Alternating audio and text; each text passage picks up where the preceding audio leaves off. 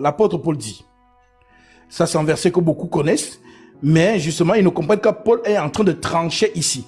Il dit, il est l'image du Dieu invisible. Voilà ce que Paul dit. Il y a un Dieu invisible.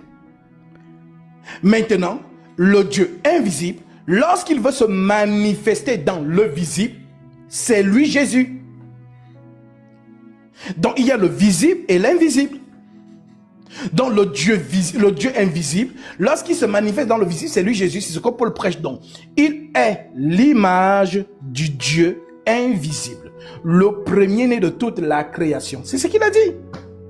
En d'autres termes, Dieu n'est pas visible. Dieu est invisible. Mais maintenant, Dieu doit se manifester dans le visible. Pourquoi? C'est ce que Paul nous enseigne encore. Tu n'as voulu ni sacrifice, ni offrande, mais tu m'as formé un corps.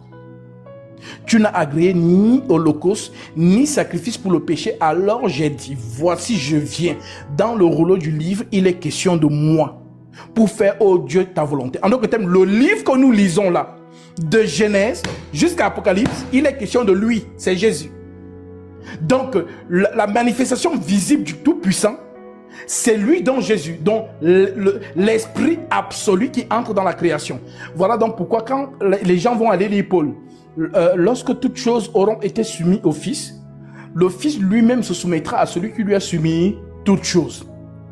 Les gens disent alors que, ah vous voyez, Jésus lui-même sera soumis. Ils ne comprennent pas que il y a ce qu'on appelle la prophétie et il y a ce qu'on appelle justement l'éternité.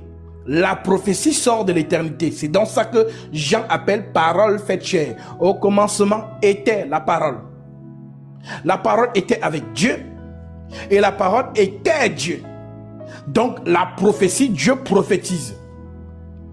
Et quand tu prophétises, la prophétie de Dieu doit non prendre vie. Si la prophétie de Dieu doit prendre vie, il faut que c'est Dieu lui-même qui la fasse prendre vie. Voilà pourquoi Jésus apparaît pour accomplir les prophéties. La loi, les psaumes et les prophètes n'ont parlé que de moi.